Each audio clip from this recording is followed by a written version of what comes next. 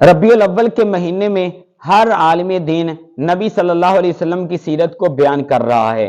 لیکن ان سیرتوں میں ایک سیرت نبی صلی اللہ علیہ وسلم کی ایسی ہے کہ جو کہ ہر بندہ اس کو بیان نہیں کرتا۔ میرے نبی علیہ الصلوۃ والسلام نے جس سیرت میں 10 سال گزارے ہیں اور 10 سال وہ کرتے رہے ہیں، اس کو آج کوئی بیان نہیں کرتا، کیونکہ وہ مشکل ہے، وہ برداشت نہیں ہوتا، اس کے اوپر جناب کوئی پابندی لگنے کا خطرہ ہے یا اس کے حوالے سے فنڈامنٹلسٹ کہلوانے کا خطرہ ہے۔ تو آئیے ساری خطرات مول لیجئے اور نبی کی سنت کو اجاگر کیجئے۔ وہ نبی کی سنت، وہ نبی کی سیرت یہ ہے کہ مدینہ منورہ میں رسول اللہ صلی اللہ علیہ وسلم نے 10 سال جہاد کیا ہے، اور اللہ کے رسول صلی اللہ علیہ وسلم کا یہ کردار بتلائیں۔ نبی صلی اللہ علیہ وسلم بدر میں نظر آ رہے ہیں، احد میں نظر آ رہے ہیں، خندق میں نظر آ رہے ہیں، صلح حدیبیہ میں، فتح مکہ میں اور اس طرح دیگر جنگوں میں رسول اللہ صلی اللہ علیہ وسلم کا کردار لوگوں کو بتلائیں، ان کے اندر جذبہ ایمانی پیدا کریں، ان کے اندر جذبہ جہاد پیدا کریں،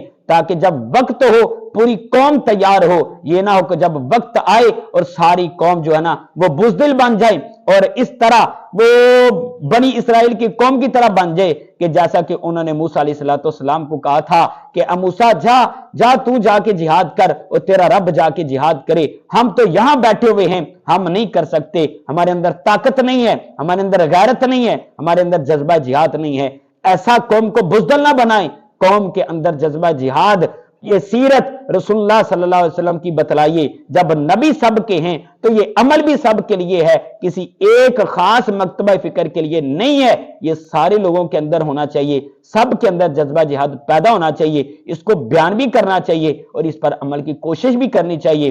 ہمارے اندر اس کی نیت بھی ہونی چاہیے۔ اللہ اس جذبہ جہاد کو ہمارے اندر پیدا کرنے کی توفیق دے اور اس پر عمل کی توفیق دے۔ وما علینا الا البلاغ المبین۔